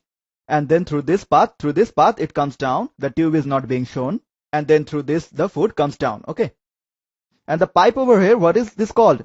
Can you remember? This is called food pipe. Food pipe. Esophagus. Okay. So through this way, food comes down in our body, comes to the stomach and go even downwards. Now see how air comes down in our body, how that enters. You may understand. Through this nose, air comes inside our body, and then like this, through this path, it comes downwards. Now see over here, the way of food and air, the path that is being overlapped. Through the same path, food came down, and through the same path, air is also coming down. But over here, air changes its path, and through this tube, it goes down.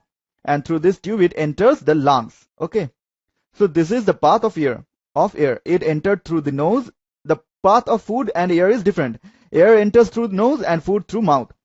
Then a little bit of their path overlaps, but eventually they come out from two different tubes. The tube over here, students, this tube, this one, through this, the air comes down. We call this windpipe. Windpipe. The pipe through which air is coming down, that is called windpipe, and the pipe through which food is coming down, that is called food pipe. So you look at this diagram carefully, you will understand that food and air, how both of those comes down in our body and how their related organs are placed in respect of each other. Okay. Now you concentrate on this diagram. I have only made organs related to respiratory system and not the stomach and all. Okay. See the lungs over here. See, this one is the lung. This is the other one. And this is the tube through which air is coming to the lung. So what are the different parts of this that we are going to see? So students, see, I have labeled different parts over here. See, air enters through this path through our nose in our body. And this passage is called nostrils. The two holes that we can see from the outside in our nose, they are actually nostrils. And then this path continues forward, and here it is called nasal passage or cavity, through which air crosses and it comes down through this path and finally reaches the lungs. So all the in-between parts are labeled here. The part that is over here, that is called pharynx. Students, see, we have talked about that through the mouth food enters and then that goes to another pipe. So pharynx is the region where food and air both crosses. And then if you concentrate on air, then you see it crosses through this organ, and this organ is called larynx, which is also called sound box or voice box, students. The different types of voices that we can produce, the various talks we can do, that is achieved with the help of this. Here we are not going to study about this in detail because from the point of respiration, this is not an important thing, okay? So crossing this, the air comes downwards. The air comes downwards. The pipe-like structure over here, it's a very important part. This is called trachea, or it is also called windpipe. Please note the spelling. Then students, see, this trachea gets divided into two parts. One goes into this lung and other one into the other lung. And that is not been shown, as in both the cases the structures are same. So the two divisions that is created is called bronchus. Bronchus is singular form and its plural is bronchi, okay? As here are two tubes, so we will use the plural form more often. Bronchi. And if we want to talk about only one tube, then we have to say bronchus. Okay, students? Then this bronchus, you can see it gets distributed into many small and thin tubes. It gets divided. And these thin tubes are called bronchioli. Bronchioles. If we talk about a lot of them, then bronchioles. Then students, a very important thing, the bronchioli finally comes to a bag-like structure. A slack-like structure, to a ball-like structure. And we call those small ball-like structures alveolus. Alveolus is singular and its plural is alveoli. To visualize this, let me show you a colored photograph. See students, the tube you can see here, this is actually bronchioli. And all these small balls you can see, they are actually alveoli. Alveoli is plural, okay.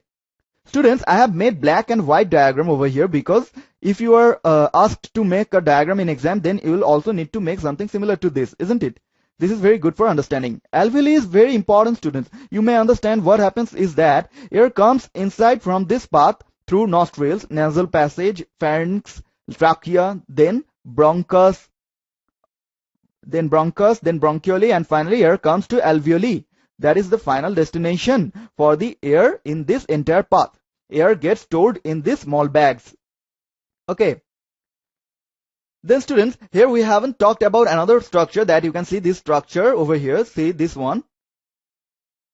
This is called bony palate. This is structure of bone, students, which separates the air passage and the food passage so that they do not get mixed. So here are one or two more things that I would like to note. First thing is, students, see this. Nostrils or the nasal passage, they have mucus and hair.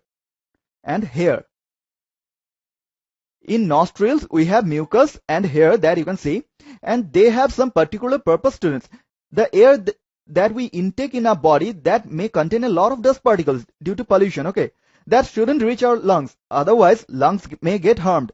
So this hair and mucus trap those dust particles so that only the fresh air can go inside. So this is the role of mucus and hair. So mucus and hair in nostrils and nasal passage blocks dust particles from reaching to lungs. Then students, see, here is another term about which we haven't talked till now, rings of cartilage. Okay, see these tubes has some ring-like structures around it. These are made of cartilage, students. Cartilage is a sort of soft bone. You can say that cartilage is something that is like a soft bone, okay? So you can see these are all around the windpipe, and they kind of provide protection to the windpipe and also provide toughness so that the windpipe never gets collapsed. So we can write rings of cartilage prevent collapsing of trachea in any situation. And then finally, students, I would like to write another thing. The lungs have a membrane-like structure around it, which sort of protects the lungs, that you can say, which is called pleura. Okay, this is a membrane covering lungs. Okay, students. Okay, so we have understood till now that how air comes and gets stored in these sacs. But after that, after reaching these alveoli, what happens to it? That is what we want to see. To understand that, students, we will make a magnified view of an alveoli. Okay, we will make a magnified view of an alveolus. And the tube that is attached with it, which tube is that? Bronchioli. Okay, through this air comes and gets stored in this, which contains a lot of oxygen. As if the air is coming from the atmosphere, and we all know that it has 21% of oxygen. This oxygen is very useful to us, students. You remember the aerobic respiration. Aerobic respiration, we have studied in that chemical reaction occurs with the help of oxygen and energy is produced, and our body uses that energy. Can you remember? So this oxygen gets used in that. But students, here is a problem, that the aerobic respiration that happens, in which place of our body that takes place? That happens in different parts of the body, in different cells. Like if we are doing an activity with our hand, then the cells of our hand will need a lot of energy. So in these cells, aerobic respiration starts to happen. That means these cells need oxygen. So the point is, from these alveoli, how oxygen reaches the cells. How does it reach? That we will see. For this moment, suppose somehow oxygen reached these cells. How does it reach? That we will see. But what will happen after it reaches? Here a chemical reaction will occur through which energy will get produced, which will be useful for our body. And students, you may remember that carbon dioxide also gets produced in that chemical reaction of aerobic respiration. And that carbon dioxide is a waste product which needs to be extracted from our body. So what happens? The carbon dioxide that gets created in the cells, because the reaction is taking place in cells, somehow that comes back to the alveoli, okay? And then through the path oxygen came inside, through the same path carbon dioxide gets extracted, students. So you can understand the overall process that oxygen rich air that comes inside our body through this path reaches the alveoli, and that somehow reaches the cell of body. There the chemical reactions of aerobic respiration takes place that we have studied, through which energy gets produced, but in that reaction carbon dioxide gets produced, which we need to extract from our body. So from the cell, somehow that carbon dioxide reaches these alveoli, and from the alveoli, through the same path, through the exact same path, it gets extracted from the body, okay? So this is the overall process of respiration. In this, the thing that we haven't seen yet is that how the gases reach the cells of our body. So let's see. Students, concentrate on this photograph. See, this is the bronchioli, and it has many air sacs attached with it. That is called alveoli, okay? You can see, students, around it, there are a lot of thin tubes, and these thin tubes are called blood capillaries. Blood capillaries. See, we will discuss about blood and blood capillaries in detail in the upcoming lectures of the chapter circulatory system. circulatory system. Here we will discuss in less detail. Okay. So these thin blood capillaries, these crosses over the alveoli like this. Capillary means thin tube. Capillary means thin tube. Okay. These capillaries have another important factor. These are thin and blood crosses through these. Blood crosses through these. But the walls of these are also very thin. Thin walls. The walls these have are really thin. The reason behind this is that through these walls, gas can get diffused. Gas can flow from outside to inside and the other way. Thin wall. And if these were very thick walls, then what would have happened? Exchange of gas couldn't have happened. So as these are thin, that's why the exchange of gas can happen through this. See students, you may also notice another thing over here, that these tubes are of two colors. One is in blue and another one is in red. See, what's happening is that blood is coming from here. Okay, blood is coming and that gets divided into these thin capillaries, and after being collected, it's getting back through these tubes. But the incoming blood is different and the outgoing blood is also a little bit different. In the incoming blood, a lot of carbon dioxide is mixed, and in the outgoing blood, it has a lot of oxygen. So generally, in biology students, the blood that contains a lot of oxygen, that is generally represented with red. And the blood that contains a lot of carbon dioxide, that is generally represented with blue. It's not like that the blood seems blue. Blood is always red. Yes, this is true that the oxygen-rich blood will seem brighter and the carbon dioxide-rich blood will look a little bit dull, dark. Okay. And it doesn't look blue, but still in biology that is represented in blue so that it can get easier to understand. Now see what happens. From here the blood comes in which a lot of carbon dioxide is mixed. And see, when it will pass over the alveoli, and alveoli contains a lot of oxygen. A lot of oxygen is there and carbon dioxide is very less. So here the process of diffusion gets started. So through this blue tube, carbon dioxide gets diffused and gets inside the alveoli. Okay. Carbon dioxide to alveoli, okay? Being diffused. Diffusion, okay? By diffusion. The blood that is coming, in that carbon dioxide is in high concentration, okay?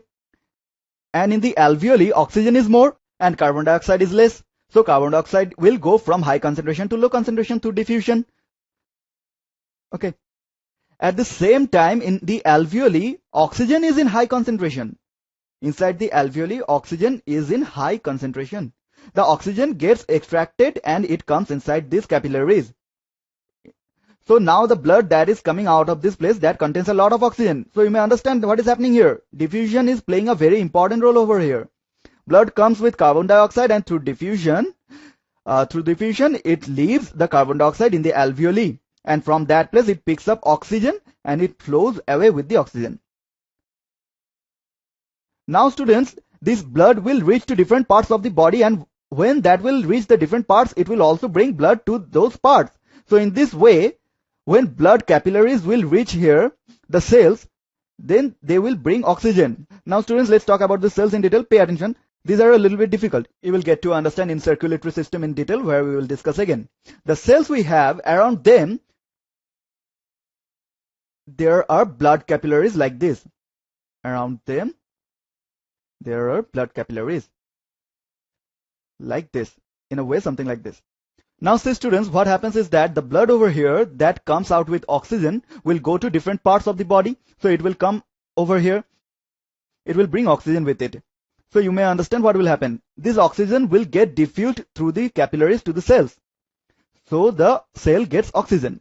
And because in the cell aerobic respiration is taking place, so carbon dioxide is being produced, and that will be in a lot of amount. That carbon dioxide gets diffused from cells to these capillaries, okay? So all these blood carrying tubes takes carbon dioxide and flows away through this.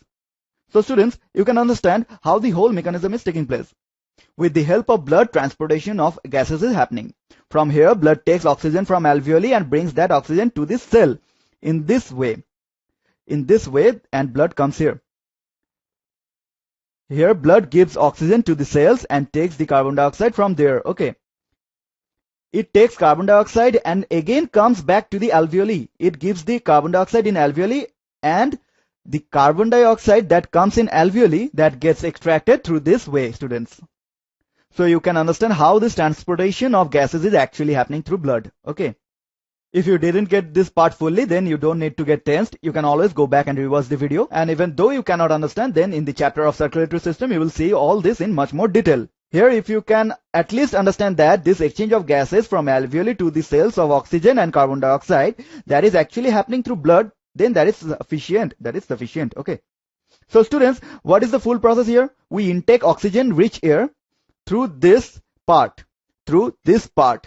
The air comes inside and reaches the alveoli. And then with the help of blood, the oxygen it has reaches the cell. Okay. In the cells, aerobic respiration takes place and carbon dioxide gets produced and energy is also produced. That carbon dioxide then with the help of blood comes to alveoli and then gets extracted through this. So students, generally two terms are used here. Breathe in, for which the technical term is inhalation. And the second one is breathe out, for which the technical term is exhalation. Okay. So students, when we intake air, we intake the air, that is called breathe in, taking in, inhalation. And when we extract air from out of our body, that is called breathe out, extracting the air, exhalation. So students, why do we breathe in? To get oxygen, And why do we breathe out? To get rid of carbon dioxide,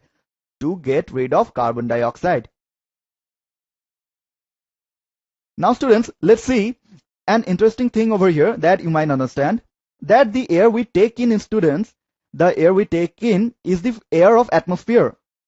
How much amount of oxygen is in there? You know that it has 21% oxygen in it. If we are intaking oxygen from the atmosphere, then it has 21% of oxygen in it. And if we talk about carbon dioxide, then it is very less, 0.04%. There is also water vapor. Water vapor is also present, very less. There are nitrogen and other gases too, but they don't have any important role here. So we are not talking about those. So when we breathe in and the air we intake, that contains a lot of oxygen, less carbon dioxide, and water vapor is also very less. But students, the air we breathe out, that we extract, what may happen there? What do you think? Does that also contain this much amount of oxygen, 21%? No students, obviously the amount of oxygen is very less in that. It's around 16%. And why does this happen? Because we breathe in, that time it has a lot of oxygen, but we use some of it in the aerobic respiration, isn't it? Some of the oxygen gets used in aerobic respiration. That's why very little oxygen gets left. The air that is coming out contains less oxygen. And what is your thoughts about the carbon dioxide?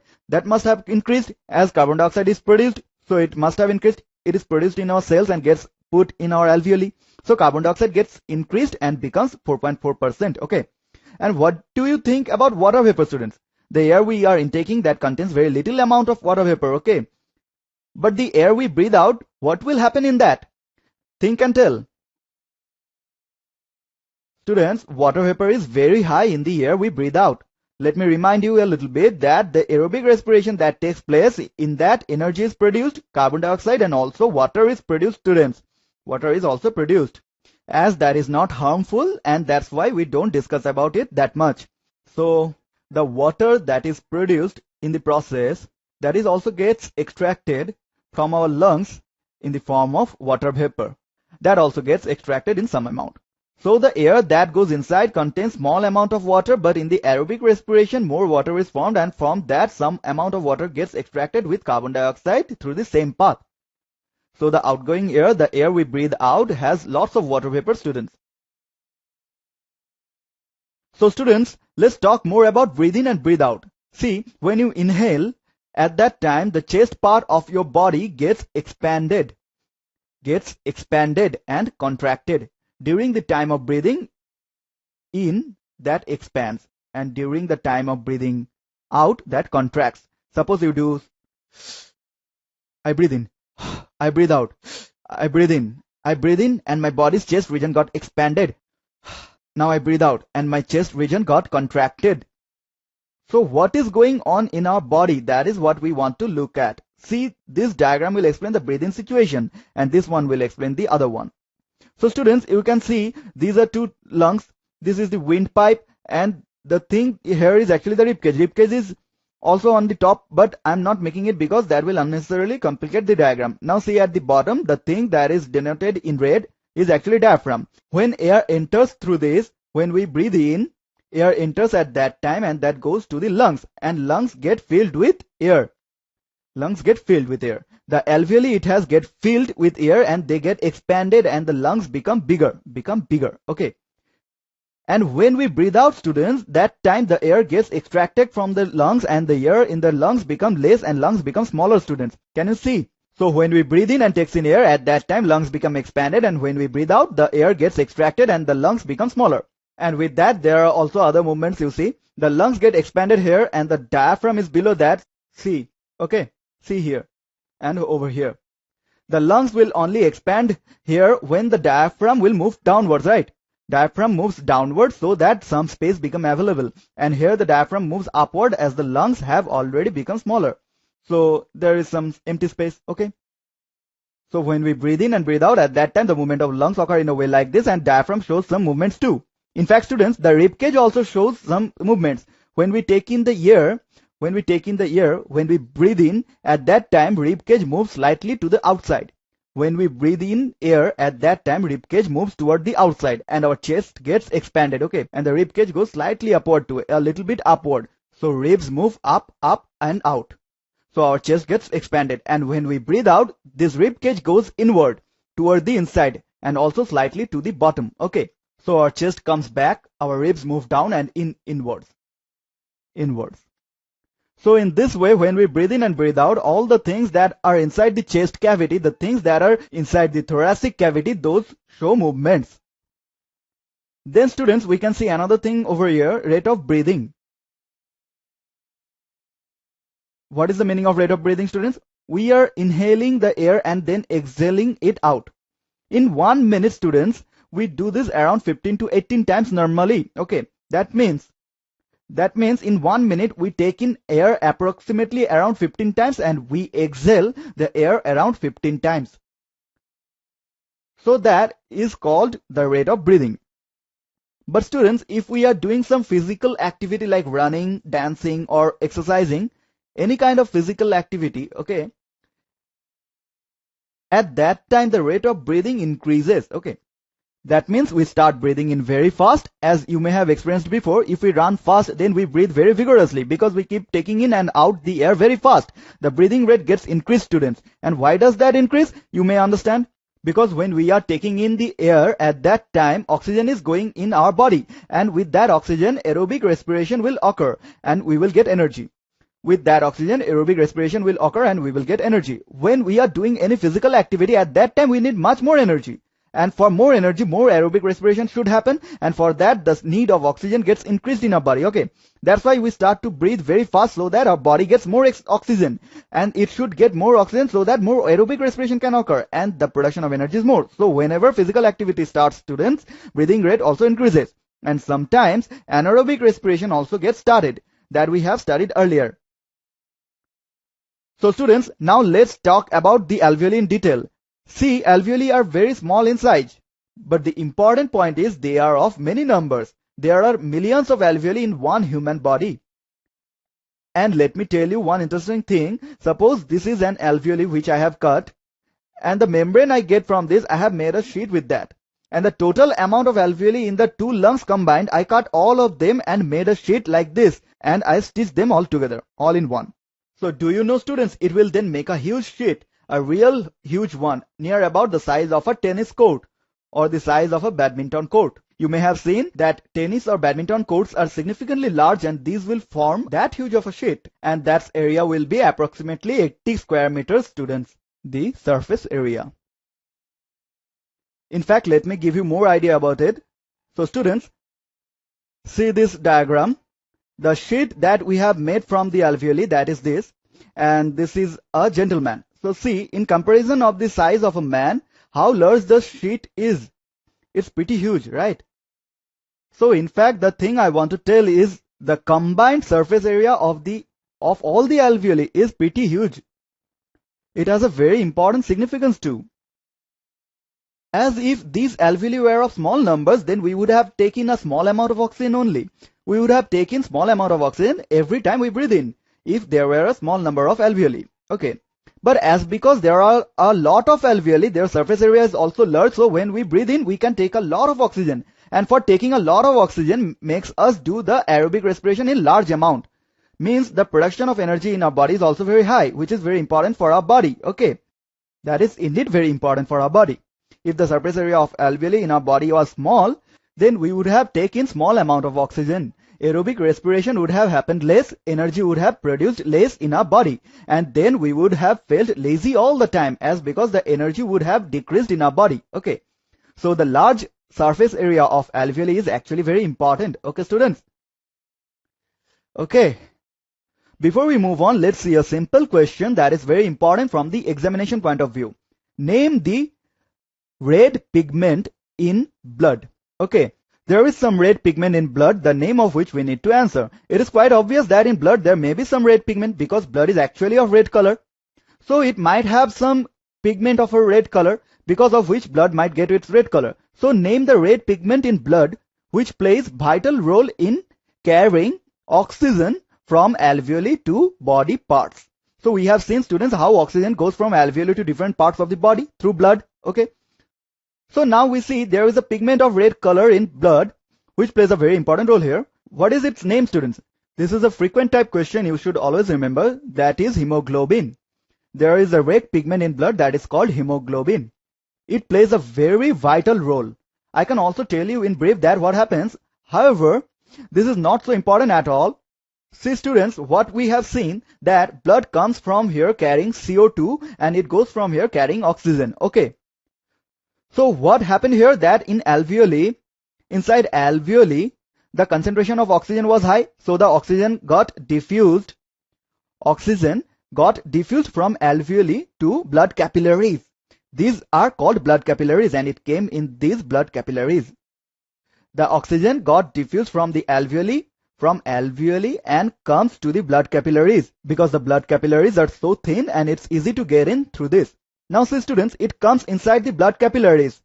But the blood that is inside, that needs to be mixed with this blood. That needs to be mixed with blood and only then it can flow with the blood. Okay. It needs to get mixed with blood.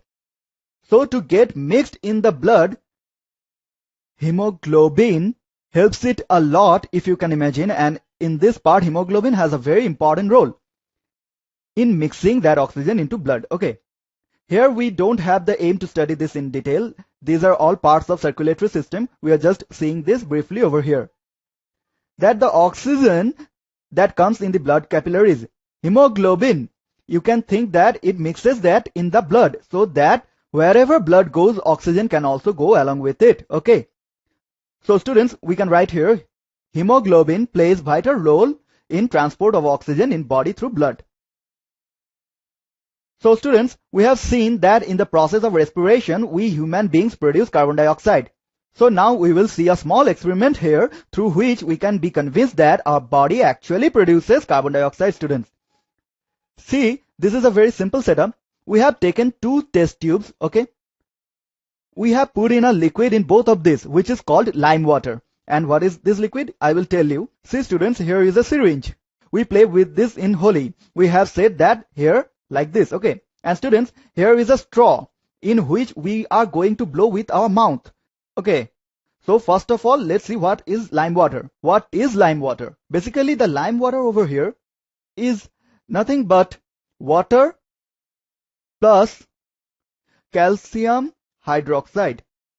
Calcium hydroxide. Okay. If we mix calcium hydroxide in water and the solution we get is called lime water, students. Now you may think, what is calcium hydroxide? This is a chemical, students. You can get this in market. You can buy this. This is safe and is not at all dangerous. You buy this chemical, mix it with water, and the solution you will get is called lime water. Or if your school has laboratory, there you can also find lime water, students. So here we have put in that lime water. Lime water is colorless, students. Colorless. Okay. Colorless. Just like water. Okay. Water is colorless. Water is also colorless. And if we mix calcium hydroxide with it, still it will be colorless. Okay. Now students, with the help of this syringe, what we are going to do, we are going to add air in the lime water. So here the air that goes inside, that will be atmospheric air. Air from atmosphere. Air from atmosphere. Okay. The air that we will add through this syringe, that takes the air from the atmosphere and extracts it at this end. Okay. air from the atmosphere will go into this lime water. And students, what are we doing here? We are blowing here. As we are blowing here, so from our lungs, air will come out from our lungs, and through this straw, it will go into this lime water. This is air from our lungs. Air from our lungs. Okay, students. So when you are doing this, after a while, you will see the lime water that is here will become slightly milky. Slightly milky. And the lime water that is here will become much more milky. Highly milky. It will become highly milky. Okay. So what is the meaning of being milky? Let me tell you. See this photograph over here, students. The liquid that you can see here in this first photograph, that is actually lime water. As I had told you that lime water is colorless. Okay. In this test tube, the lime water becomes light milky. Means this one. See, this gets light milky. Slightly milky. Slightly milky. Slightly milky. And the lime water that is in this test tube, students, that gets much more milky. See this one. This is highly milky. Highly milky. Okay, students. So we have conducted this experiment and we have seen that the lime water that is over here becomes slightly milky when the air from atmosphere goes into it. And the lime water that is over here, that gets much more milky when the air that comes out of our mouth goes into it. So what is being proved from this, students? So students, carbon dioxide has a property that when carbon dioxide passes through lime water, carbon dioxide has such property that when it passes through lime water turns milky. It makes the lime water milky. Such is the property of carbon dioxide. When we pass carbon dioxide through lime water, at that time it reacts chemically with the lime water, and for that reason lime water turns milky, students. So see, here it becomes slightly milky and here much more milky. From this, what can be concluded? From this we can conclude that here a little amount of carbon dioxide may have passed through, less carbon dioxide, and here it is much more milky. That means more carbon dioxide has passed through. More carbon dioxide passed. So that means, students, the air that comes from the atmosphere contains less carbon dioxide, and the air that comes from our lungs, that contains much more carbon dioxide. And how come it gets the extra carbon dioxide? It gets the extra carbon dioxide as because of our body produces carbon dioxide, students. Okay. So the air that comes from our lungs has more carbon dioxide, and for that reason more carbon dioxide goes into this lime water and it becomes more milky, students. Okay. So it is proved from this experiment that our body produces carbon dioxide.